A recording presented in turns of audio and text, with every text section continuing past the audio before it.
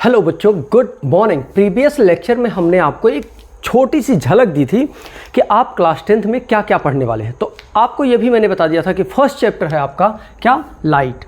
अब हम आज से शुरू करेंगे लाइट पढ़ना, मतलब आप प्रकाश पढ़ने वाले हैं। बहुत आराम से पढ़ेंगे, ध्यान रहे। प्रकाश हमने आपको कल ही बताया था कि प्रकाश एक ऐसा क्वालिटी है, टैलेंट है, गुण है किसी मटेरियल का, क्या किसी ऐसी ऑब्जेक्ट का, ऐसे वेव्स का कि जो किसी भी ऑब्जेक्ट को, ऑब्स्टेकल को, वस्तु को देखने में हमारी मदद करता है। किसी भी चीज़ को अगर आप बहुत अच्छे से देखना चाहते हैं तो वहाँ प्रकाश का होना बहुत ज़रूरी है, क्योंकि जब तक उस बॉडी पर, और आपको ऐसे बता दूँ शॉर्ट में कि प्रकाश, light is a form of energy, ऊर्जा का ही एक रूप है जो किसी चीज़ को देखने में मदद करता है। अब थोड़ा सा समझने वाली बात यह आती है कि जब लाइट से आप देखते हैं तो देखते कैसे हैं? देखते हैं आप रिफ्लेक्शन के थ्रू, यानी कि जब प्रकाश की किरणें क्या होती हैं, जब प्रकाश की किरणें किसी वस्तु पर गिरती हैं, गिरने के बाद रिफ्लेक्ट होकर आपके आँख में प्रवेश करती हैं, और जब आपके आँख में प्रवेश करती हैं तो आप उस वस्तु को आसानी से, प्यार से, स्मूथली देख सकते हैं। समझ में आ रही बात? क्लियरिटी आ रही है? अब समझने वाली बात है ये, है ना, कि जब तक आप ये बात नहीं समझेंगे तब तक समझ में नहीं आएगा। अब बात दूसरी आती है, प्रकाश तो हो गया। प्रकाश के कल हमने बात किया था कैरेक्टरिस्टिक्स के बारे में, नहीं किया था हमने, नहीं किया था। आज हम बात करेंगे कुछ प्रकाश के कैरेक्टरिस्टिक्स के बारे में। इसके कैरेक्टरिस्टिक्स हैं क्या, इनके गुण कौन से हैं? पहले ये जान लीजिए कि सबसे ज़्यादा इसकी स्पीड कहाँ होती है? वैक्यूम में। कहाँ होती है? सबसे ज़्यादा प्रकाश की स्पीड होती है निर्वात में, और इसकी स्पीड होती है 3 × 10⁸ मीटर पर सेकेंड। अब ये 3 × 10⁸ मीटर पर सेकेंड को अगर आप किलोमीटर में बदलोगे तो ये हो जाएगा 3 लाख किलोमीटर पर सेकेंड। 3 लाख किलोमीटर पर सेकेंड। ये जो मीटर पर सेकेंड या किलोमीटर पर सेकेंड है, ये क्या है? ये एक्चुअल में यूनिट है, ठीक है ना। तो ये 3 × 10⁸ मीटर पर सेकेंड बोलो, या फिर 1000 से डिवाइड करो, ये हो जाएगा 3 × 10⁵। 3 से 3 कैंसिल हो जाएगा, और ये हो जाएगा 3 लाख किलोमीटर पर सेकेंड। ये स्पीड है वैक्यूम में। अगर हम यही चीज़ पानी में बात करें, कि यानी कि वाटर में बात करें, वाटर में यही स्पीड घट जाती है। कितनी हो जाती है? थोड़ा सा 2.25 × 10⁸ मीटर पर सेकेंड। 2.25 × 8 का मतलब ये आएगा 2,25,000। 2,25,000 किलोमीटर पर सेकेंड। इतना किलोमीटर एक सेकेंड में जाता है। अगर हम वही बात कर लें कांच में, ग्लास की बात करें, कि ग्लास में इसकी स्पीड हो जाती है 2 × 10⁸ मीटर पर सेकेंड, यानी 2 लाख किलोमीटर पर सेकेंड। सोच लो कितना ज़्यादा प्रकाश की स्पीड है, कि मतलब कि अगर हम अपने आँख को बंद करें और खोलें, 1 सेकेंड हो जाएगा। 1 सेकेंड में बहुत प्यार से ये 2 लाख किलोमीटर शीशे में चला जाएगा। अगर पूरा मीडियम शीशा हो तब भी ये 2 लाख किलोमीटर जाएगा। अगर पानी की बात करो तो ये 2.25 लाख किलोमीटर जाएगा। और अगर हम वैक्यूम, निर्वात, या अगर हम इसको, निर्वात में भी यही होता है और वायु में भी, एयर में भी यही होता है। 3 × 10⁸ यानी 3 लाख किलोमीटर पर सेकेंड। 1 सेकेंड में 3 लाख किलोमीटर हवा में जाएगा। हम आँख खोलते हैं, बंद करते हैं, इतनी देर में ये 3 लाख किलोमीटर जा चुकी होती है। समझ में आ गया? अब बात करते हैं, ये तो एक स्पीड ऑफ लाइट थी। अगर थोड़ा सा हम बात करें तो इसमें हमने ये भी बताया था कि जो मीडियम चेंज होते हैं, जैसे जैसे मीडियम चेंज होते हैं वैसे वैसे इनकी स्पीड भी बढ़ती जाती है। पहला कैरेक्टरिस्टिक्स हमने क्या बता दिया? स्पीड बता दिया। दूसरा कैरेक्टरिस्टिक्स हम मीडियम बताने वाले हैं, कि जैसे जैसे मीडियम आपका चेंज होता जाएगा वैसे वैसे स्पीड ऑफ लाइट भी चेंज होती जाएगी। अगर स्ट्रॉन्ग मीडियम आया तो स्पीड ऑफ लाइट घटेगी, अगर सॉफ्ट मीडियम आया तो स्पीड ऑफ लाइट बढ़ेगी। क्लियर? अगर हम इसके तीसरी प्रॉपर्टी की बात करें, ठीक है ना, तीसरी प्रॉपर्टी ये हमेशा रेक्टिलिनियर पाथ पे चलता है, या आप कह सकते हैं always travel in straight line path. किसमें? Always travel in straight line path या रेक्टिलिनियर पाथ पर चलता है। ये ऐसा नहीं है कि ये जिग जैग चलेगा, नहीं, ये कैसा चलेगा, स्ट्रेट लाइन चलेगा। हाँ, जिग जैग नहीं चलेगा, इसको जिग जैग टेढ़ा मेढ़ा, टेढ़ा मेढ़ा, ये टेढ़ा मेढ़ा कभी नहीं चलेगा, टेढ़ा मेढ़ा कभी नहीं चलेगा, चलेगा हमेशा सीधी रेखा में। कैसा चलेगा, सीधी रेखा में। ये एक इसकी प्रॉपर्टी है, ठीक है ना। और अगर हम थोड़ा सा और बात करें इसकी फ्रीक्वेंसी की, तो इसकी फ्रीक्वेंसी हमेशा कांस्टेंट होती है। इसकी फ्रीक्वेंसी क्या होती है, रिमेन्स कांस्टेंट। आप किसी भी मीडियम की बात करो, रिमेन्स कांस्टेंट, किसी भी मीडियम की बात करो, इसकी फ्रीक्वेंसी क्या होगी, हमेशा फिक्स होगी। इसकी जितनी भी फ्रीक्वेंसी है वो क्या है, रिमेन्स कांस्टेंट है। अब ये मत पूछना इसकी फ्रीक्वेंसी क्या है। हाँ, अगर आपको फ्रीक्वेंसी नहीं याद आ रहा तो चलते हैं क्लास 9th में आपने साउंड पढ़ा रहा होगा, ध्वनि। एक चैप्टर याद करिए, क्लास 9th में आपने साउंड पढ़ा था, ध्वनि पढ़ा था। तो जो आपने ध्वनि पढ़ा था उसमें क्या था, फ्रीक्वेंसी। आवृत्ति किसे कहते हैं, चलो बोलो, फ्रीक्वेंसी किसे कहते हैं, आवृत्ति। जल्दी बोलो, जल्दी बोलो। 1/टाइम पीरियड क्या होता है, 1/टाइम period. Number of oscillation in 1 second, number of oscillation in 1 second is called frequency. Number of oscillation in 1 second, 1 second में जितनी बार वो क्या करता है, रोटेट करता है, घूमता है, उसे हम क्या कहते हैं, आवृत्ति कहते हैं। जल्दी बोलो, उसे हम क्या कहते हैं, आवृत्ति। तो फ्रीक्वेंसी इसकी कांस्टेंट होगी, मीडियम चेंज होगा तब भी वही होगी फ्रीक्वेंसी, और मीडियम सेम रहेगा तब भी फ्रीक्वेंसी वही होगी। मतलब मैं ऐसा कह सकता हूँ कि अगर आप वैक्यूम में हैं या एयर में हैं, जो फ्रीक्वेंसी होगी वही फ्रीक्वेंसी होगी किसमें, वाटर में भी। थोड़ा और आगे बढ़ो, वही फ्रीक्वेंसी होगी किसमें, ग्लास में। समझ में आ गया। इसलिए क्योंकि 3 मीडियम तो अभी मैंने पढ़ाया कि एयर में इसकी स्पीड क्या होती है, वाटर में इसकी स्पीड क्या होती है, और ग्लास में इसकी स्पीड क्या होती है। तीनों में डिफरेंट डिफरेंट स्पीड्स बताए हमने, और साथ में हमने ये भी बता दिया कि इनकी क्या होगी फ्रीक्वेंसी, चाहे एयर हो, वाटर हो, या फिर क्या हो, ग्लास, इन सब में कांस्टेंट रहेगी, फ्रीक्वेंसी सेम रहेगी। ठीक है ना, क्लियरिटी आ रही है। यानी कि हमने प्रॉपर्टी की बात तो कर ली, अब हम बात करेंगे किसकी, मीडियम की।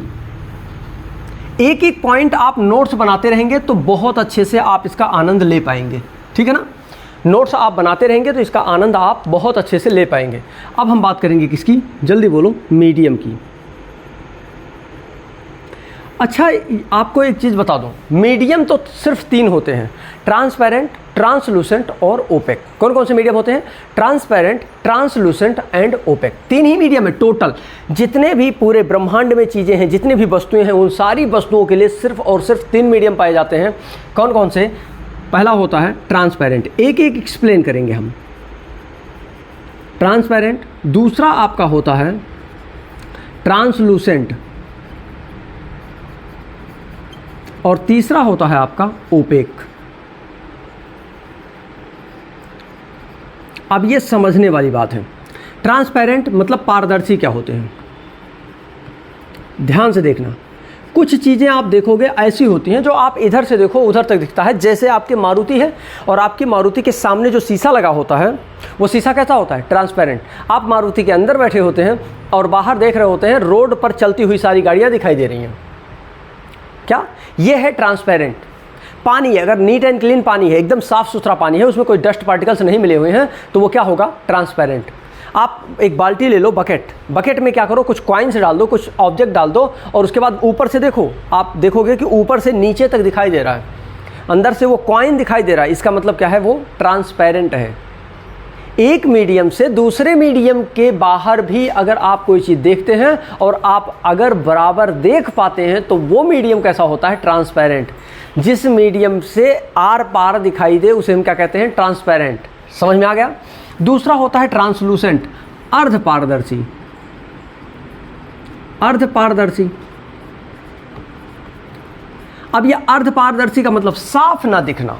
अर्ध पारदर्शी का मतलब क्या, साफ ना दिखना। जैसे आओ देखते हैं, जैसे आपके पास दूध है ना, और दूध में थोड़ा सा पानी मिला दो, वो क्या हो जाएगा, हल्का हल्का नीचे, अगर जो बकेट में आपने कॉइन या कोई चीज़ बॉल वगैरह फेंका है आपने, तो वो बॉल आपको हल्का हल्का दिखाई देगा, बराबर दिखाई नहीं देगा। जैसे आप देख रहे होंगे इस समय लड़कियों के दुपट्टे कुछ आते हैं, एक दुपट्टा टाइप नहीं आता, हल्का कपड़ा, वो क्या होता है, अर्ध पारदर्शी। साफ तो नहीं दिखता लेकिन कुछ कुछ दिखता है। जैसे आप देख रहे होंगे इस समय बहुत हल्के हल्के कपड़े आ रहे हैं, वो हल्के कपड़े क्या होता है, शर्ट पहने रहो तो बनियान अंदर से दिखती है, इसका मतलब क्या है, वो अर्ध पारदर्शी है, प्रॉपर नहीं दिख रहा है, बराबर नहीं दिख रहा है, साफ नहीं दिख रहा है, पर दिख रहा है, ऐसा लग रहा है हाँ अंदर कुछ है, इसे हम क्या कहते हैं, अर्ध पारदर्शी। या दूसरा चलो कहीं मान लो भूसा, समझ रहे हो ना, गेहूं की दवाई हो रही हो, मड़ाई हो रही हो और आप उससे गुजर रहे हो या एक साइड में खड़े हो और जो डस्ट निकलता है उससे वो डस्ट उड़ रहा हो बहुत तेज़ी से, और आप डस्ट के उधर उस पार कोई आदमी आ रहा हो आपकी साइड से, तो आप उसको देख सकते हैं, हल्का हल्का दिख रहा है कोई आ रहा है, पर हो सकता है आप पहचान ना पाएँ कि कौन है। ये आपको बता दूँ, आपको जो आँख में प्रॉब्लम होती है वो प्रॉब्लम भी एक क्या है, अर्ध पारदर्शी का माध्यम बन जाता है, और उसको ऑपरेट करके हम क्या करते हैं, अपने प्रॉब्लम को रिजॉल्व कर लेते हैं, मतलब अर्ध पारदर्शी को पारदर्शी बना देते हैं। क्लैरिटी आ रही है? यानी डस्ट जब उड़ते हैं तो आप इधर से उधर देखते हैं, वो भी क्या है, एक अर्ध पारदर्शी का एग्जाम्पल ही है। ठीक है ना, थोड़ा सा वेट करो, बहुत सारे एग्जाम्पल बताऊंगा और बहुत सारी चीज़ें दिखाऊंगा। फिर देख लो, अब आता है ओपेक, जिससे दिखता ही नहीं, इसे हम कहते हैं अपारदर्शी, मतलब एक साइड से दूसरी साइड दिखाई ही नहीं दे रहा है। जैसे आपके यहाँ ईंट की दीवार है, वो क्या है, अपारदर्शी। एक ईंट की दीवार है, वो क्या है, अपारदर्शी। कोई लकड़ी का मोटा सा ब्लॉक हो, उसके या मतलब प्लाई का कोई वाल आपने बना रखा हो, वो क्या है, अपारदर्शी। कोई कपड़ा हो, मोटा कपड़ा हो, जैसे कर्टन आप लगा देते हो, कोई देखो कर्टन दो प्रकार का आता है, एक तो ट्रांसलूसेंट भी आता है, अर्ध पारदर्शी भी आता है, मतलब हल्का हल्का दिखता भी है, और एक आता है मोटे कपड़े में, तो उससे आप इधर से उधर नहीं देख सकते। मोटे कपड़े जो हैं वो क्या हैं, अर्ध पारदर्शी बनाने का तरीका सिखा दूँ। आपके पास कॉपी है, पेपर है, सब कुछ है ना, आप कॉपी या पेपर पर क्या करो, तेल गिरा दो, थोड़ा सा क्या करो, तेल गिरा दो, और तेल गिराने के बाद में आप उसको किसी भी अल्फ़ाबेट पर ले जा करके वो पेपर रखो, नीचे दिखाई देगा कुछ लिखा हुआ है। हो सकता है आप ना पढ़ पाओ, दैट इज़ अदर थिंग, लेकिन आपको ये ज़रूर समझ में आएगा कि इसके अंदर कुछ लिखा हुआ है, मतलब हल्का हल्का दिखने लगता है। जैसे आपके कॉपी पे कोई चीज़, कोई तेल वगैरह गिर जाता है तो आप नीचे के अल्फ़ाबेट से ऊपर पढ़ पाते हैं, या ऊपर हल्का हल्का दिखाई देता है। ये क्या है, ये एक अर्ध पारदर्शी का एग्जाम्पल है। ठीक है ना, चलो देखो, जैसे ट्रांसपेरेंट की बात करोगे, प्लेन ग्लास की बात करोगे, ये एक एग्जांपल है। क्लीन वाटर की बात करोगे, ये एक एग्जांपल है। अगर हम इसका बात करें ट्रांसलूसेंट का, तो ऑयली पेपर ले लो, ये क्या है, अर्ध पारदर्शी है। ग्राउंड ग्लास ले लो आप, ये क्या है, अर्ध पारदर्शी। ओपेक की बात करो, मिट्टी ले लो, मिट्टी का बड़ा सा टुकड़ा, मोटा सा कपड़ा ले लो, दीवार ले लो, कोई और चीज़ ले लो, ये सारी चीज़ें क्या हैं, अपारदर्शी है। क्लैरिटी आई? तो मीडियम कितने होते हैं, 3। अब हमने 3 मीडियम की बात कर ली, अब हम बात करेंगे रे। किसकी बात करेंगे, रे की बात करेंगे, किरणों की बात करेंगे। अच्छा, किरणों की बात क्यों आती है, क्योंकि ये जो लाइट है ना, ये वेव्स के फॉर्मेट में ही चलती हैं। क्या चलती हैं, ये वेव्स के फॉर्मेट में। थोड़ा सा वेट करो बच्चों, आपको फोटान पढ़ाया जाएगा। क्या पढ़ाया जाएगा, फोटान। जब फोटान पढ़ाया जाएगा तब समझ में आएगा ये वेव्स क्या होती हैं, बंडल क्या होते हैं, गुच्छे क्या होते हैं। इन सारी चीज़ों के बारे में ब्रीफली एक्सप्लेनेशन हम क्लास 12th में करेंगे। ध्यान रहे, जब हमने क्लास 6 में पढ़ाया था तो हमने कहा था बेटा इसका थोड़ा सा और अच्छा फॉर्मेट मिलेगा 8th में। जब 8th आपने क्रॉस किया तो हमने बताया था बेटा छोड़ना मत, इसको याद रखना, ये 10th में भी मिलेगा। आज 10th में बात कर रहे हैं, फिर से मैंने कहा फोटान की बात करो, बंडल की बात करेंगे, गुच्छे की बात करेंगे, एक बल्क में कैसे वेव्स चलती हैं इसकी बात करेंगे। लेकिन कब करेंगे, अभी नहीं करेंगे, क्लास 12th में करेंगे। तो 12th तक वेट करना पड़ेगा अगर आप फोटान वगैरह के बारे में ब्रीफली जानना चाहते हैं। तो वेव्स चलती हैं तो कैसे चलती हैं, क्या चलती हैं, इन सारी चीज़ों के बारे में हम ब्रीफली बात करेंगे, लेकिन अभी कोई बात नहीं करेंगे। ठीक है ना, चलो आ जाओ। अब हम बात करेंगे रे की बात करेंगे, किरणों की बात करेंगे। चलो बताओ, किरण क्या चीज़ होती है। किरण तो आपने देखा ही होगा, मॉर्निंग में जो प्रकाश की तरंगें आती हैं आपके पास में, वो एक क्या है, वो एक वेव्स हैं, तरंगे हैं, किरणें हैं। चलो बोलो, जो स्ट्रेट लाइन पाथ पर होमोजीनियसली मूव करते हैं या होमोजीनियस मीडियम में मूव करते हैं, उनको हम क्या कहते हैं, रे कहते हैं। क्या कहते हैं, जो एक क्या करते हैं, स्ट्रेट लाइन पाथ पर मूव करते हैं और कैसे होमोजीनियस मीडियम में मूव करते हैं, उन्हें हम क्या कहते हैं, रे कहते हैं। रे का कोई एंड पॉइंट नहीं होता। रे को रिप्रेजेंट करने के लिए, ध्यान दीजिएगा, रे को रिप्रेजेंट करने के लिए क्या किया जाता है, दोनों साइड में एरो बनाया जाता है। क्या बताया मैंने, रे को रिप्रेजेंट करने के लिए दोनों साइड में एरो बनाया जाता है। ये एक एग्जाम्पल है, समझ लीजिएगा। वो आप इधर बढ़ा दो, या कभी कभी आप देखोगे रे ऐसा भी बनेगा। ऐसा रे का मतलब क्या, आप किसी भी साइड एक्सपेंड कर सकते हो। आप राइट एक्सपेंड करना चाहो कर सकते हो इसको, अगर आप इसको लेफ्ट में एक्सपेंड करना चाहो तो भी कर सकते हो, इसका मतलब ये। और एक दूसरा रे का सिंबल ये है, दोनों साइड से दिख भी रहा है कि आप किधर भी एक्सपेंड कर दो, इधर एक्सपेंड करो या फिर इधर एक्सपेंड करो। समझ में आ गया। अब हम बात करते हैं, रे क्लियर हो गया, जल्दी बोलिए, रे क्लियर है। अब इसके बाद में हम अगला पॉइंट देखते हैं, क्या है आपका बीम है। क्या है बीम?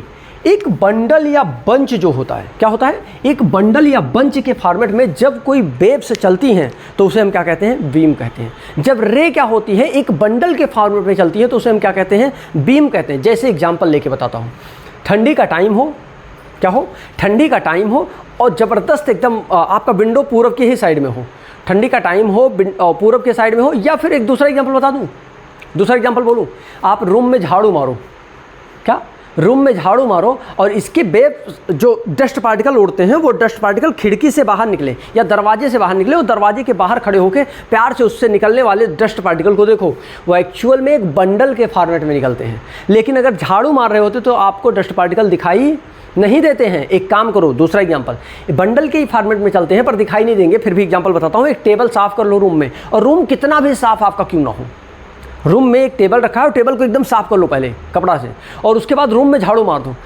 उसके बाद घूम के थोड़ी देर बाद 5 मिनट बाद 10 मिनट बाद आओ, देखो टेबल पर एक लेयर डस्ट का पड़ा हुआ है। वही लेयर अभी तक आपको दिखाई नहीं दे रहा था, पर अभी वो लेयर कहाँ पड़ा हुआ है, वही डस्ट पार्टिकल्स आपको रूम में जब झाड़ू मार रहे थे तो दिखाई नहीं दे रहा था, लेकिन जब आप विंडो से बाहर निकल के देखे तो आप देखे बहुत सारे डस्ट पार्टिकल यार पड़े हुए हैं।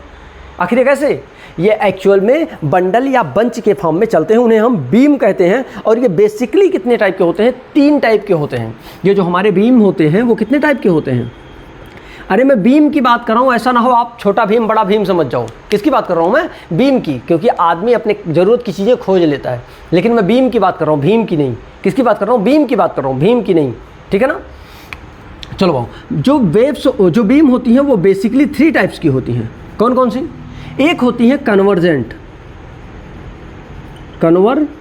बीम, दूसरी होती है डाइवर्जेंट बीम, और तीसरी होती है पैरेलल बीम। अब इसको समझना है। कन्वर्जेंट मतलब होता है जब कोई चीज़ कन्वर्ज हो रही हो, जब कोई चीज़ क्या हो रही हो, जल्दी बोलो, कन्वर्ज हो रही हो, इकट्ठा हो रही हो, किसी जगह से चल रही है बिखर करके और वो इकट्ठा हो जा रही है, उसे हम कहते हैं कन्वर्जेंट बीम। एक एग्जांपल से बोलूं, बच्चे जब स्कूल में आते हैं, जब आप पढ़ने जाते हो, कोचिंग में जाते हो, स्कूल में जाते हो, कहीं भी जाओ, मेले में जाओ, जहाँ आपका जाने का मन करे वहीं जाओ, लेकिन एक एग्जांपल लो, समझो। जब आप स्कूल में पहुँचते हो तो आप देखते होगे कि आपके स्कूल पर आने के लिए तमाम सारे रूट्स हैं, और बच्चे स्कूल के सामने से भी आ रहे हैं, स्कूल के दाएं से भी आ रहे हैं, बाएं से भी आ रहे हैं, पीछे से भी आ रहे हैं, तमाम सारे जगहों से इकट्ठा हो रहे हैं। कहाँ? उस गेट पर आपके, और उस स्कूल के गेट से इंटर करते हैं, वो कन्वर्ज हो गए। क्या हो गए? पूरी दुनिया से, मतलब पूरे चारों तरफ से घूम घूम करके आए और कहाँ कन्वर्ज हो गए? स्कूल के गेट पर। डाइवर्ज कैसे हुए? ये तो कन्वर्जेंट हो गया, जहां तमाम सारे तरंगों से तमाम सारी साइड से आने वाली बीम्स कलेक्ट होकर के एक पॉइंट पर सेंट्रलाइज हो जाती हैं, उसको हम क्या कहते हैं? कन्वर्ज होना। दूसरा देखो डाइवर्ज होना, जब स्कूल में छुट्टी होती है, घंटी लगी कि आप लोग बाहर निकले, बेल बजने पर जैसे ही बाहर निकलते हैं, क्या हुआ? सभी लोग बिखर गए इधर उधर, कोई ईस्ट जा रहा है, कोई वेस्ट, कोई नॉर्थ, कोई साउथ, सारे लोग क्या हो गए? बिखर गए, मतलब डाइवर्ज हो गए। और पैरेलल, रेलवे ट्रैक, सड़क के दोनों किनारे, ये सब क्या है? पैरेलल है, ये सब पैरेलली चलते हैं। क्या करते हैं? ये सब पैरेलल चलते हैं। रेलवे ट्रैक है, कभी कम ज़्यादा होता है क्या? वो हमेशा सीधा रहता है, हमेशा सीधा रहता है, उसके बीच का गैप कभी कम नहीं होता। अगर कम हो जाएगा तो ट्रेन चलेगा ही नहीं। ये क्या है? एक एग्जाम्पल है। ये क्या है? एक एग्जाम्पल है किसके? कन्वर्जेंट का। कन्वर्जेंट का सिंबल मैं बना के दिखाता हूँ। जैसे जब किसी पॉइंट पर बहुत सारे वेव्स आ रही हूँ और किसी एक पॉइंट पर सेंट्रलाइज हो जाए, देखा आपने, ये सारे के सारे क्या हो गए? कन्वर्ज हो गए इस पॉइंट ओ पर। डाइवर्ज की बात करूँ, एक पॉइंट से, इस पॉइंट से प्रकाश की किरण निकल रही है और वो ऐसे चारों तरफ बिखर जा रही है, ये क्या हो रही है? ये एक्चुअल में डाइवर्ज हो रही है। क्या हो रही है? डाइवर्ज। और पैरेलल की बात करो तो पैरेलल ये है, इनके बीच का गैप कभी कम ही नहीं हो रहा है। क्या नहीं हो रहा है? इसके बीच का गैप कभी कम ही नहीं हो रहा है। ये दोनों एक दूसरे के क्या हैं? पैरेलल बीम है। क्लियरिटी आई? जल्दी बोलो, क्लियरिटी आई? अब हम बात करेंगे ऑब्जेक्ट्स की। हमारे यहाँ जो ऑब्जेक्ट्स हैं, मटेरियल हैं, वो बेसिकली 2 टाइप के होते हैं। कितने टाइप के होते हैं? जल्दी बोलो। कुछ रियल ऑब्जेक्ट्स होते हैं और कुछ वर्चुअल ऑब्जेक्ट्स होते हैं। हम एकदम बेसिक से बात कर रहे हैं, एकदम बेसिक ऑब्जेक्ट की बात करेंगे। हमारे यहाँ जो ऑब्जेक्ट है, वस्तुएं हैं, थिंग्स हैं, वो सारी दो ही टाइप की हो सकती हैं, या तो वो रियल ऑब्जेक्ट होंगी और ये, या फिर वो कैसी होंगी, वर्चुअल। समझने का प्रयास करो। जैसे रियल, आप जा रहे थे, रास्ते में आपके पैर में ठोकर लग गया, वो क्या था, वो रियल ऑब्जेक्ट था। आपके पैर में वो एक रियल चीज़ लड़ गई, टकरा गई। या आप सामने से देख रहे हो ये दीवार है, ये रियल ऑब्जेक्ट है। आप देख रहे हो ये क्या है, जल्दी बोलो, ये मार्कर है, ये दिखाई दे रहा है, स्पष्ट है एकदम, ये क्या है, रियल ऑब्जेक्ट है। लेकिन अगर वर्चुअल की बात करें, कुछ चीज़ें रात में सपने में आपने देखा था। जैसे रात में सपने में आप बैंक लूट के भाग रहे हैं, रात में सपने में आप मम्मी ने जो फ्रिज में लड्डू रखे हैं, जो एकदम लॉक कर रखा है, रात में चाबी इधर उधर ढूंढ करके आप फ्रिज से लड्डू निकाल के खा रहे हैं, ये सब क्या है, एक्चुअल में आपके पेट में वो लड्डू गया ही नहीं, सो के उठा, मैं फिर से फ्रिज लॉक ही था। लेकिन रात में सपने में मैंने क्या देखा, मैंने उसको चाबी खोजा, मिल गया, फ्रिज खोला, लड्डू निपटा दिया, सब कुछ हो गया। पर क्या हुआ, एक्चुअल में मॉर्निंग में पता क्या चला, ये तो भाई जो जितने लड्डू थे उतने ही पड़े हैं, अभी एक भी नहीं खाने को मिले, पेट में कुछ गए ही नहीं। इसका मतलब ये वर्चुअल है। क्या है, वर्चुअल है। कुछ चीज़ें अस्पष्ट होती हैं, कुछ बनती हैं, कुछ मीट होती हैं। जैसे एग्जांपल लेके बताता हूँ, कुछ इमेज होते हैं जो प्रतिबिंब होते हैं, वो भी दो प्रकार के होते हैं।